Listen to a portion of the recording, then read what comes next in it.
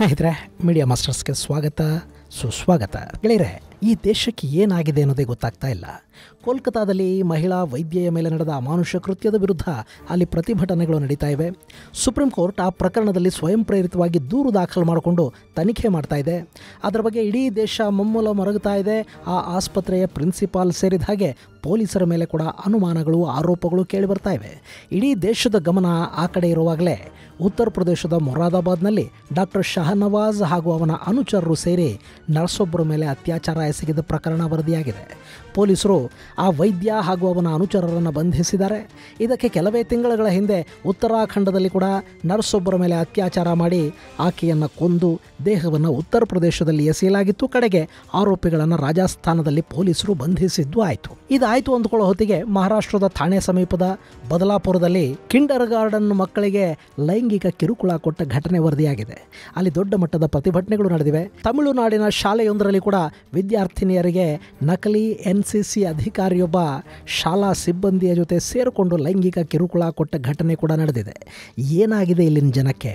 ಸಣ್ಣ ಮಕ್ಕಳು, ಹೆಣ್ಣು ಮಕ್ಕಳು ತೀರಾ ಹೊರಗೆ ಓಡಾಡೋದಕ್ಕೆ ಕೂಡ ಸಾಧ್ಯವಾಗದ ಭಯಾನಕ ಮತ್ತು ಅಸಹ್ಯಕರ ಪರಿಸ್ಥಿತಿ ನಿರ್ಮಾಣವಾಗ್ತಾ ಇರೋ ಹೊತ್ತಲ್ಲಿ ಬ್ರಿಟನ್ ಮಹಿಳೆಯರ ಮೇಲಿನ ದೌರ್ಜನ್ಯವನ್ನು ಇನ್ನು ಮುಂದೆ ರಾಷ್ಟ್ರೀಯ ಭದ್ರತಾ ಕಾನೂನುಗಳ ಅಡಿಯಲ್ಲಿ ತರೋ ಮಾತಾಡ್ತಾ ಇದೆ. ಅಂದರೆ ಭಯೋತ್ಪಾದನೆಯ ಪ್ರಕರಣಗಳನ್ನು, ಆರೋಪಿಗಳನ್ನು ಹೇಗೆ ಶಿಕ್ಷೆಗೆ ಒಳಪಡಿಸಲಾಗುತ್ತೋ ಹಾಗೆ ಲೈಂಗಿಕ ಕಿರುಕುಳ, ಅತ್ಯಾಚಾರ ಪ್ರಕರಣ ಮತ್ತು ಮಹಿಳೆಯರ ಮೇಲಿನ ದೌರ್ಜನ್ಯ ಹಾಗೆ ಮಹಿಳಾ ದ್ವೇಷದ ಪ್ರಕರಣಗಳಲ್ಲಿ ಕೂಡ ಶಿಕ್ಷೆಗೆ ಒಳಪಡಿಸೋದಕ್ಕೆ ಬ್ರಿಟನ್ ಮುಂದಾಗ್ತಾ ಇದೆ. ಹಾಗಾದರೆ ಬ್ರಿಟನ್ ಮಾಡೋದಕ್ಕೆ ಹೋಗ್ತಾ ಇರೋದನ್ನು ಭಾರತ ಇಲ್ಲಿ ಕೂಡ ಮಾಡಬೇಕಾ? ಭಾರತದಲ್ಲಿ ಸದ್ಯಕ್ಕಿರೋ ಕಾನೂನುಗಳೇನು? ಅದಕ್ಕಿಂತ ಕಠಿಣ ಕಾನೂನುಗಳ ಅಗತ್ಯ ನಮ್ಮಲ್ಲಿದೆಯಾ? ಬನ್ನಿ ನೋಡೋಣ. ಗೆಳೆಯರೆ, ಕಾನೂನು ಶಿಕ್ಷೆ ಕೊಡುತ್ತೆ ಮತ್ತು ಆ ಶಿಕ್ಷೆ ಕಠಿಣವಾಗಿರುತ್ತೆ ಅನ್ನೋದು ಗೊತ್ತಾಗದೇ ಇದ್ದರೆ ನಮ್ಮಲ್ಲಿ ಅಪರಾಧಗಳು ಕಡಿಮೆ ಆಗೋದಿಲ್ಲ.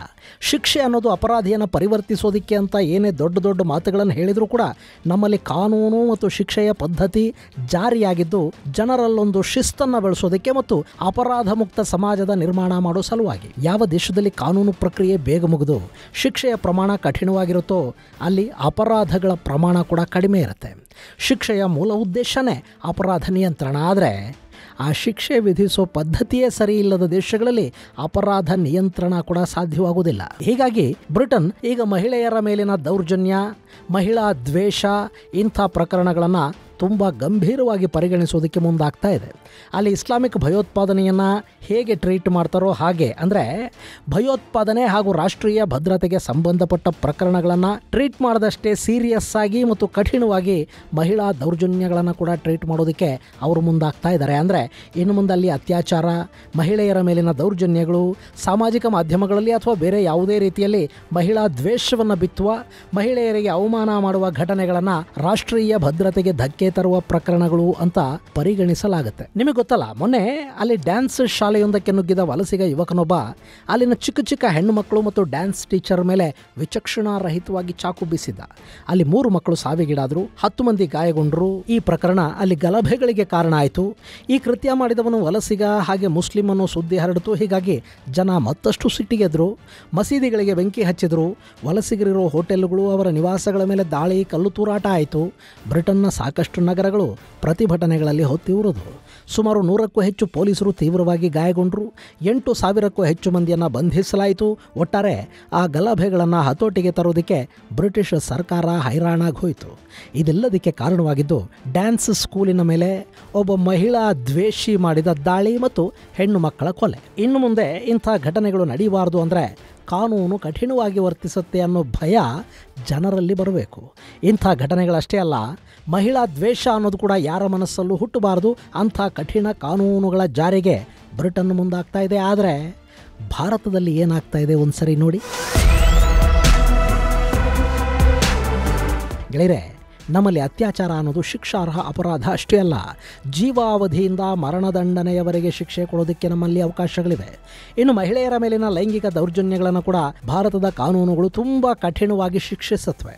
ನಮ್ಮಲ್ಲಿ ದೆಹಲಿಯಲ್ಲಿ ಯುವತಿಯೊಬ್ಬಳ ಮೇಲೆ ಬಸ್ಸಲ್ಲೊಂದು ಭಯಾನಕ ಕೃತ್ಯ ನಡೀತಲ್ಲ, ಅದಾದ ಮೇಲೆ ನಿರ್ಭಯ ಕಾನೂನನ್ನು ಜಾರಿಗೆ ತರಲಾಯಿತು. ಇದು ಮಹಿಳೆಯರನ್ನ ನಿರ್ಭಯವಾಗಿರೋ ಹಾಗೆ ಮಾಡಬೇಕಿತ್ತು. ಆದರೆ ಹಂಗಾದ ಹಾಗೇನು ಕಾಣ್ತಾ ಇಲ್ಲ.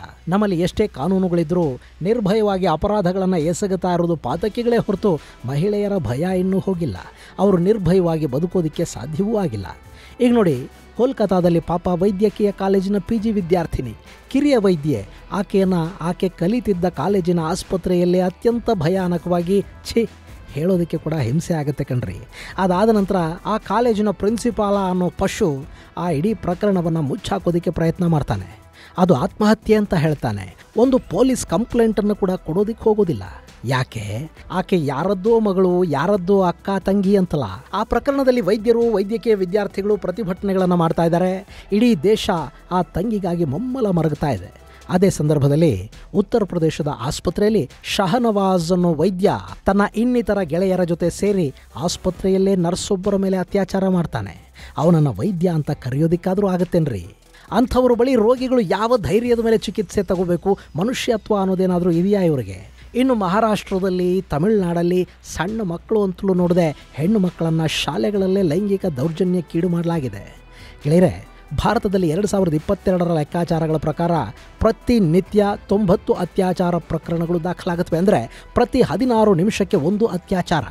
ಯಾವ ಕಾಲದಲ್ಲಿ ಬದುಕ್ತಾ ಇದ್ದೀವ್ರಿ ನಾವು ಬದುಕಿರೋದನ್ನು ನಾಗರಿಕ ಸಮಾಜ ಅಂತ ಕರೆಯೋದಕ್ಕಾದರೂ ಸಾಧ್ಯವಾಗುತ್ತಾ? ಇನ್ನು ಇದು ವರದಿ ಆಗ್ತಾ ಇರೋ ಪ್ರಕರಣಗಳು. ವರದಿ ಕೂಡ ಆಗದೆ ಪೊಲೀಸ್ ಠಾಣೆಗಳನ್ನು ಏರೋದಕ್ಕೂ ಸಾಧ್ಯವಾಗದೆ ಅಲ್ಲಲ್ಲೇ ಕಣ್ಣೀರಲ್ಲಿ, ನೋವಲ್ಲಿ ಕಳೆದು ಹೋಗೋ ಪ್ರಕರಣಗಳು ಇನ್ನೆಷ್ಟೋ. ಅವುಗಳಿಗೆ ಲೆಕ್ಕ ಇಡೋದಕ್ಕೂ ಸಾಧ್ಯ ಆಗಿಲ್ಲ. ಯಾಕೆ ಹೀಗಾಗ್ತಾ ಇದೆ? ನಮ್ಮಲ್ಲಿ ಕಾನೂನುಗಳಿಗೆ ಬಲ ಇಲ್ವಾ? ಗೆಳೆಯರೆ, ಭಾರತದಲ್ಲಿ ಅತ್ಯಾಚಾರ ಪ್ರಕರಣಗಳಿಗೆ ತುಂಬಾ ಕಠಿಣ ಶಿಕ್ಷೆಗಳಿವೆ. ಅತ್ಯಾಚಾರ ಸಾಬೀತಾದರೆ 20 ವರ್ಷಗಳಿಂದ ಜೀವಾವಧಿಯವರೆಗೆ ಶಿಕ್ಷೆಯನ್ನು ವಿಧಿಸಲಾಗುತ್ತೆ. ಅದೇ ಅಪ್ರಾಪ್ತರ ಮೇಲಿನ ಅತ್ಯಾಚಾರ ಪ್ರಕರಣಗಳಲ್ಲಿ ಮರಣದಂಡನೆಯನ್ನು ವಿಧಿಸುವ ಅವಕಾಶವನ್ನು ಕೂಡ ಭಾರತೀಯ ದಂಡ ಸಂಹಿತೆ ಕಲ್ಪಿಸಿಕೊಡ್ತಾ ಇದೆ. ಆದರೂ ನಮ್ಮಲ್ಲಿ ಅತ್ಯಾಚಾರ ಪ್ರಕರಣಗಳ ಸಂಖ್ಯೆ ಕಡಿಮೆ ಮಾತ್ರ ಆಗ್ತಾ ಇಲ್ಲ. ಯಾಕೆ ಗೊತ್ತಾ? ನಮ್ಮಲ್ಲಿ ಒಂದು ಪ್ರಕರಣ ದಾಖಲಾಯಿತು ಅಂತ ಇಟ್ಕೊಳ್ಳಿ, ಅದು ನ್ಯಾಯಾಲಯದ ಮೆಟ್ಲೇರಿ ಅಲ್ಲಿ ವಿಚಾರಣೆ ನಡೆದು ಶಿಕ್ಷೆ ಆಗೋದಕ್ಕೆ ಸಾಕಷ್ಟು ವರ್ಷಗಳು ಬೇಕಾಗತ್ವೆ. ಇನ್ನು ಶಿಕ್ಷೆಯ ಪ್ರಮಾಣ ಕೂಡ ಎಷ್ಟಿದೆ ಗೊತ್ತಾ? 1000 ಪ್ರಕರಣಗಳ ವಿಚಾರಣೆ ನಡೆದರೆ ಅದರಲ್ಲಿ ಅಪರಾಧ ಸಾಬೀತಾಗಿ ಶಿಕ್ಷೆ ಆಗೋದು ಕೇವಲ 25 ಪ್ರಕರಣಗಳಲ್ಲಿ ಮಾತ್ರ. ಅಂದರೆ 2.5% ಮಾತ್ರ ನಮ್ಮಲ್ಲಿ ಕನ್ವಿಕ್ಷನ್ ರೇಟ್ ಇದೆ. ಇನ್ನು ಅತ್ಯಾಚಾರ ಪ್ರಯತ್ನದ ಪ್ರಕರಣಗಳಲ್ಲಿ ಶಿಕ್ಷೆಯ ಪ್ರಮಾಣ 1% ಕೂಡ ಇಲ್ಲ. ಹೀಗಿರುವಾಗ ಯಾರಿಗೆ ತಾನೇ ಕಾನೂನಿನ ಬಗ್ಗೆ ಭಯ ಬರೋದಕ್ಕೆ ಸಾಧ್ಯ ಹೇಳಿ? ಇನ್ನು ಹೋಗಲಿ, ವಿಚಾರಣೆ ಆದರೂ ಬೇಗ ಆಗತ್ತಾ?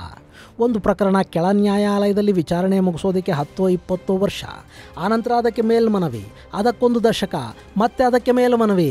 ಎಲ್ಲ ಮುಗಿಯೋಷ್ಟರಲ್ಲಿ ಯಾರು ಬದುಕಿರ್ತಾರೋ, ಏನೆಲ್ಲ ಬದಲಾವಣೆಗಳಾಗಿರುತ್ತೋ, ಯಾರಿಗೆ ಸಾಕ್ಷಿ ಹೇಳೋ ಉತ್ಸಾಹ ಉಳಿದಿರುತ್ತೆ ಹೇಳಿ?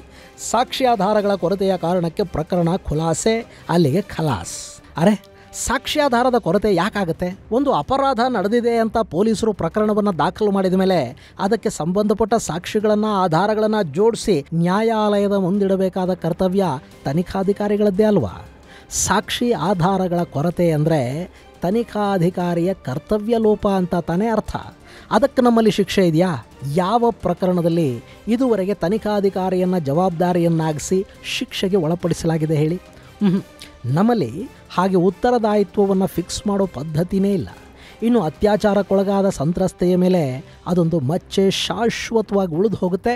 ಪ್ರಕರಣದಲ್ಲಿ ಯಾರಿಗೂ ಶಿಕ್ಷೆ ಆಗಲಿಲ್ಲ, ಪಶುಗಳು ತಪ್ಪಿಸ್ಕೊಂಡು ಬಿಟ್ವು ಅಂದರೆ ಪ್ರಕರಣ ದಾಖಲು ಮಾಡಿ ಪ್ರಯೋಜನ ಆದರೂ ಏನು? ನಮ್ಮಲ್ಲಿ ವಿಚಾರಣೆಯ ವಿಳಂಬ ಮತ್ತು ಶಿಕ್ಷೆಯಿಂದ ತಪ್ಪಿಸ್ಕೋಬಹುದು ಅನ್ನೋ ಧೈರ್ಯ ಇವೆರಡೂ ಇವೆಯಲ್ಲ, ಇವು ಅಪರಾಧಗಳು ಹೆಚ್ಚಾಗೋದಕ್ಕಿರೋ ದೊಡ್ಡ ಕಾರಣಗಳು. ಇನ್ನು ಬ್ರಿಟನ್ನಲ್ಲಿ ಮಾಡಿದ ಹಾಗೆ ಭಾರತ ನಮ್ಮಲ್ಲಿ ಕೂಡ ಮಹಿಳೆಯರ ಮೇಲಿನ ದೌರ್ಜನ್ಯಗಳನ್ನು ರಾಷ್ಟ್ರೀಯ ಭದ್ರತೆಗೆ ತರುವ ಧಕ್ಕೆ ಅಂತ ಭಾವಿಸಿದರೂ ಕೂಡ ನಮ್ಮಲ್ಲಿ ಶಿಕ್ಷೆ ಬೇಗ ಆಗತ್ತೆ ಅನ್ನೋ ಪರಿಸ್ಥಿತಿ ನಿರ್ಮಾಣವಾಗುವವರೆಗೆ ಅಪರಾಧಗಳನ್ನು ಕಡಿಮೆ ಮಾಡೋದಕ್ಕಂತೂ ಸಾಧ್ಯ ಆಗೋದಿಲ್ಲ. ಅದು ಸಾಧ್ಯ ಆಗಬೇಕು ಅಂದರೆ ನ್ಯಾಯಾಲಯಗಳ ಶಕ್ತಿಯನ್ನು ಹೆಚ್ಚು ಮಾಡಬೇಕು. ಹೆಚ್ಚು ನ್ಯಾಯಾಲಯ, ಹೆಚ್ಚು ಸಿಬ್ಬಂದಿ, ಹೆಚ್ಚು ನ್ಯಾಯಾಧೀಶರ ನೇಮಕ, ಇದೆಲ್ಲ ಆಗಬೇಕು. ಆದರೆ ಯಾವ ಸರ್ಕಾರಕ್ಕೆ ಈ ಬಗ್ಗೆ ಆಸಕ್ತಿ ಇದೆ ಹೇಳಿ?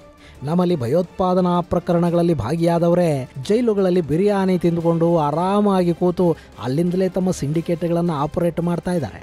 ಏನು ಅತ್ಯಾಚಾರಿಗಳಿಗೆ, ಮಹಿಳಾ ದ್ವೇಷಿಗಳಿಗೆ, ಭಯೋತ್ಪಾದಕರಿಗೆ ಕೊಡೋ ಶಿಕ್ಷೆ ಕೊಡ್ತೀವಿ ಅಂತ ಹೇಳಿ ನಮ್ಮಲ್ಲಿ ಹೆದರಿಸೋದಕ್ಕೆ ಸಾಧ್ಯನಾದರೂ ಆಗುತ್ತಾ? ಇನ್ನು ನಮ್ಮಲ್ಲಿ ಇನ್ನೂ ಒಂದು ಸಮಸ್ಯೆ ಕೂಡ ಇದೆ. ಕಾನೂನುಗಳು ಅಪರಾಧಿಗಳಿಗೆ ಎಷ್ಟು ಶಿಕ್ಷೆ ಕೊಡುತ್ತೋ ಗೊತ್ತಿಲ್ಲ, ಆದರೆ ಕ್ರಿಮಿನಲ್ಗಳ ಕೈಗೆ ಅಸ್ತ್ರವಾಗಿ ಸಿಗುವ ಅವಕಾಶ ಮಾತ್ರ ಕಾನೂನುಗಳಿಗೆ ಹೆಚ್ಚಾಗಿದೆ.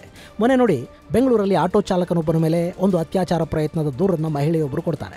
ತೀರಾ ಒಳಹೊಕ್ಕು ನೋಡಿದರೆ ಆಕೆ ಅಜಾಗರೂಕತೆಯಿಂದ ಕಾರ್ ಚಾಲನೆ ಮಾಡಿ ಆಟೋ ಬೈಕ್ಗಳಿಗೆ ಗುದ್ದಿ ಆಕೆಯನ್ನು ಹಿಡಿದು ಪ್ರಶ್ನೆ ಮಾಡಿದರೆ ಅತ್ಯಾಚಾರದ ಪ್ರಕರಣವನ್ನು ದಾಖಲು ಮಾಡಿದ್ಲು ಅನ್ನೋದು ಗೊತ್ತಾಗ್ತಾ ಇದೆ. ನಮ್ಮಲ್ಲಿ ಕಾನೂನುಗಳ ಬಳಕೆಗಿಂತ ಅವುಗಳ ದುರ್ಬಳಕೆ ಹೆಚ್ಚಾಗ್ತಾ ಇರುವಾಗ ಅಪರಾಧಿಗಳನ್ನು ಕಾನೂನಿನ ಭಯ ತೋರಿಸಿ ನಿಯಂತ್ರಣದಲ್ಲಿ ಇಡೋದಕ್ಕಾದರೂ ಸಾಧ್ಯವಾದೀತಾ?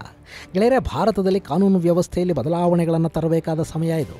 ಕಾನೂನುಗಳು ಗಟ್ಟಿಯಾಗಬೇಕು ಅಂದರೆ ನಮ್ಮ ನ್ಯಾಯಾಂಗಕ್ಕೆ ಬಲ ತುಂಬಬೇಕು. ಹೆಚ್ಚಾಗ್ತಾ ಇರೋ ಜನಸಂಖ್ಯೆ ಮತ್ತು ಅಪರಾಧಗಳನ್ನು ಗಮನದಲ್ಲಿಟ್ಟುಕೊಂಡು ನ್ಯಾಯಾಲಯಗಳ ಸಂಖ್ಯೆಯನ್ನು ಹೆಚ್ಚು ಮಾಡಬೇಕು. ಅದು ಬಿಟ್ಟು ನಮ್ಮ ನಾಯಕರು ಪುಸ್ತಕಗಳಿಗೆ ಹೆಸರು ಬದಲಾಯಿಸ್ತಾ ಇದ್ದಾರೆ. ಹೊಸ ಕಾನೂನುಗಳು, ಆ್ಯಕ್ಟ್ಗಳನ್ನು ತರೋ ನಿಟ್ಟಲ್ಲಿ ಕೆಲಸ ಮಾಡ್ತಾ ಇದ್ದಾರೆ. ಆ್ಯಕ್ಷನ್ಗೆ ಜನ ಇಲ್ಲದೆ ಇದ್ದಾಗ ಆ್ಯಕ್ಟ್ಗಳನ್ನು ತಗೊಂಡು ಮಾಡೋದಾದರೂ ಏನ್ರಿ?